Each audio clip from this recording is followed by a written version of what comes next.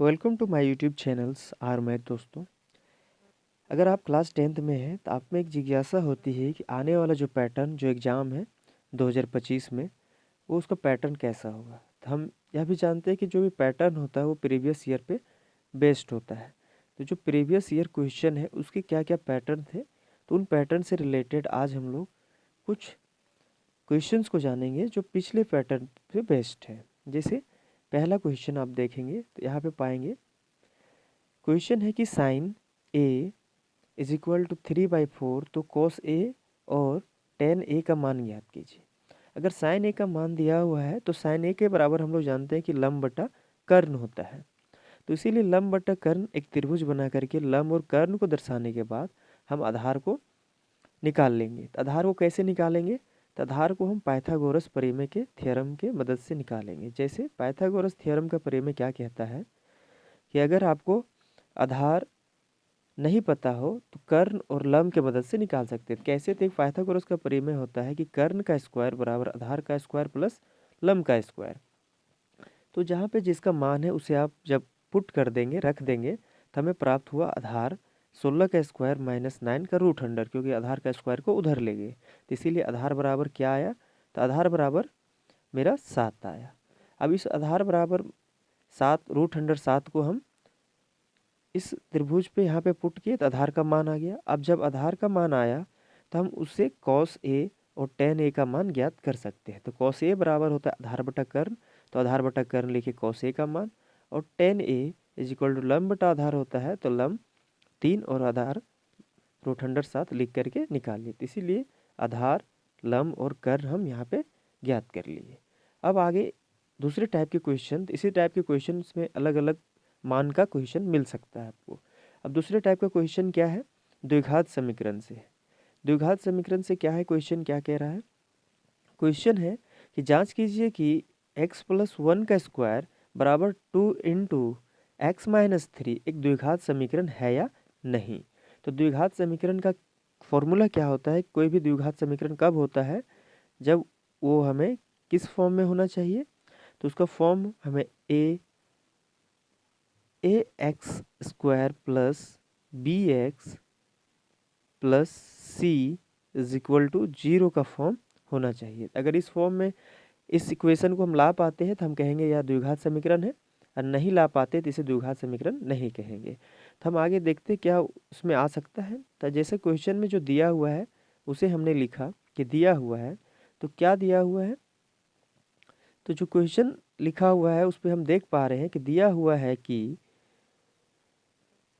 x+1 का square बराबर 2 into x minus 3। X को a और 1 को b मान करके a प्लस बी का होल स्क्वायर का फॉर्मूला लगा करके हम इसका मान यहाँ पे लिख दिए।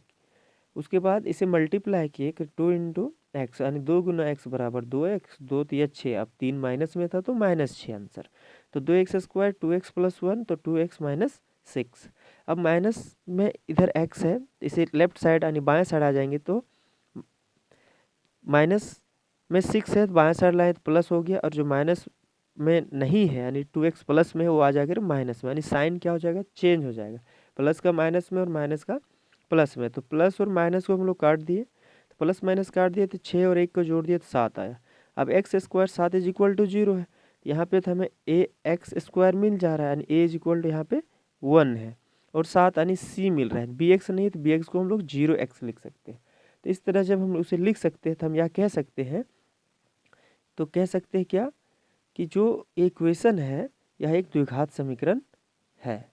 तो इस तरह से अलग अलग क्वेश्चन होंगे और आपको बताया जाएगा क्या द्विघात है या नहीं, तो आप बता पाएंगे हाँ ये द्विघात है या फिर नहीं है।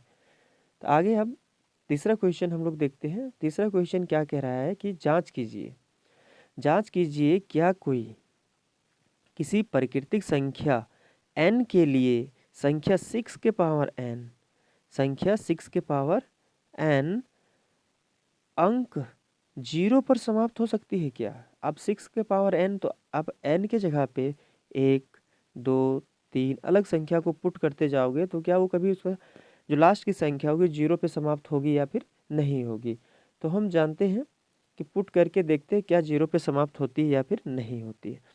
तो हम क्वेश्चन में है कि हम जानते हैं कि यदि कोई संख्या 0 पर समाप्त होती है तो उस संख्या के गुणनखंड में 2 गुना 5 अवश्य होगा, क्योंकि 2 गुना 5 ही बराबर 10 होता है। अगर 2 गुना 3 आ जाए तो वो 6 आ जाएगा, तो 10 नहीं हो पाएगा। तो बोला जांच करने पर, अब जब हम जांच करने लगे तो हमें क्या दिखाई दिया कि दी गई संख्या, अब कौन सी संख्या दी गई है, तो 6 के पावर n दिया हुआ है। तो 6 को हम लोग तोड़ेंगे तो किस में आएगा, 2 × 3 के पावर n।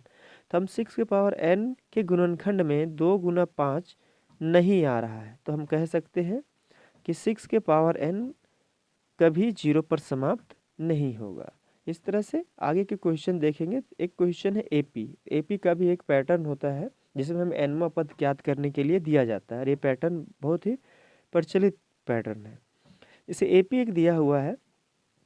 अब इस एपी पे हमें बोला गया है कि ये जो कौन सा पद 78वां पद होगा, तो हमें उस पद यानी an को ज्ञात करना है। तो हम इस एपी को यानी दिया हुआ एपी को लिख लेंगे। एपी लिखने के बाद पहला पद यानी a = 3 एंड सार्वंतर d = जो a2 - a1 होता है यानी 5। माना श्रेणी का nवां पद, तो मान लीजिए कि हमें मालूम नहीं है, लेकिन an = 78। मान लिया nवां पद क्या है an, और उसका मान 78 दिया हुआ है। तब एक फॉर्मूला आता है जिसको हम लोग nवां पद निकालने के लिए ज्ञात करते हैं कि an = a + n - 1 × d। अब इस फॉर्मूले में जब सारे मान को हम पुट करते हैं तो हमें क्या मिलता है कि an, तो an का मान तो 78 दिया हुआ है, 3n - 1 + n - 1 × 5। अब 5 को n - 1 पे मल्टीप्लाई करें तो 5n - 5। अब प्लस और माइनस है, तो प्लस और माइनस क्या होता है, तो घट जाएगा। तो -5 + 3 तो -2 आएगा। 78 का 78, 78 में 2 को माइनस में रहता है तो साइन को चेंज हो जाता है जब इस साइड से दूसरे साइड ले जाते हैं। तो 78 आ गया 5n, तो 80/5 80/5 यानी दोनों तरफ 5 से भाग कर दिए, तो 80/5 तो 16×5 80 होता है, इसलिए n = कितना आया 16। तो कौन सा पद 78 होगा, तो उसका nवां पद 16 होगा, जो कि क्या होगा 78 होगा। अब इस तरह से आगे एक लास्ट क्वेश्चन जिसमें हमें निर्देशांक बिंदु के बारे में जानना है कि उस बिंदु के निर्देशांक ज्ञात कीजिए जो बिंदु 4 - 3 और 8 - 5 को जोड़ने वाली रेखाखंड को 3:1 के अनुपात में विभाजित करता हो। अब हम सबसे पहले तो उस लाइन को हम बना लिए। अब उस लाइन में पॉइंट ए और पॉइंट बी को दर्शाए। पॉइंट ए दिया हुआ है हमारा 4 - 3 और पॉइंट बी है 5 8 और 5 पे है। तो m1 m2 यानी जो रेशियो पे दिया हुआ है वो पहला को m1 बोला जाता है और दूसरा को m2। तो ये हमारा एक सूत्र आता है, उस सूत्र की मदद से इसे हम फाइंड आउट कर सकते हैं इस पॉइंट सी को। तो सी का मान ज्ञात करने के लिए एक सूत्र का है जिसका हम लोग यूज करेंगे। वो कौन सा सूत्र है तो आगे देखेंगे। मानो इस बिंदु के निर्देशांक c = xy है, तो एक सूत्र है विभाजन सूत्र। जो विभाजन सूत्र से क्वेश्चन मैक्सिमम इस चैप्टर से पूछे जाते हैं। क्या क्वेश्चन है कि x = m1 × x2 + m2 × x1 divided by m1 + m2। y = same कि m1 y2 + m2 y1 divided by m1 + m2। आगे जब आएंगे तो x का मान और y का मान, इसमें बहुत सारा x और y यानी x1 y1 x2 y2 का मान दिया हुआ है, m1 m2 का मान दिया हुआ है। तो उसे जब हम पुट करेंगे तो हमें प्राप्त होगा। तो मान को पुट करते जाएंगे, पुट करते करते हम सारे क्या जाएंगे x और y के मान को हम ज्ञात कर पाएंगे। तो इस तरह से कैलकुलेशन करके आप x y का मान ज्ञात कर सकते हैं। और साथ ही साथ आप इसे इस तरह से एक चार्ट बना करके भी देख सकते हैं। दूसरी विधि जो आप इसको खुद प्रैक्टिस करके देख सकते हैं क्या ये सही में उस तरह से आता है या फिर नहीं आता। इस तरह से आप लाइन बनाओगे, जैसे जो जो दिया उस लाइन पे मैच करते गए। इस तरह पे एक बिंदु पे कहाँ पे मैच कर रहा है, जो आंसर आया क्या वो सच में मैच हो रहा है नहीं, तो अगर हो रहा है तो आप सही आंसर पे ला लो। इस तरह से क्वेश्चन को चेक कर सकते हो।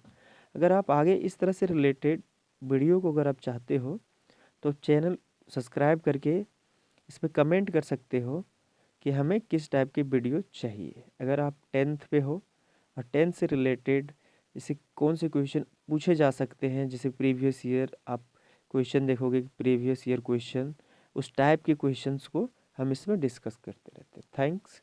अगर आपको वीडियो अच्छी लगी हो तो आप शेयर कर सकते हैं इसे अपने दोस्तों के साथ या फिर जिसके साथ आप शेयर करना चाहें, और चैनल को सब्सक्राइब कर सकते हैं। धन्यवाद।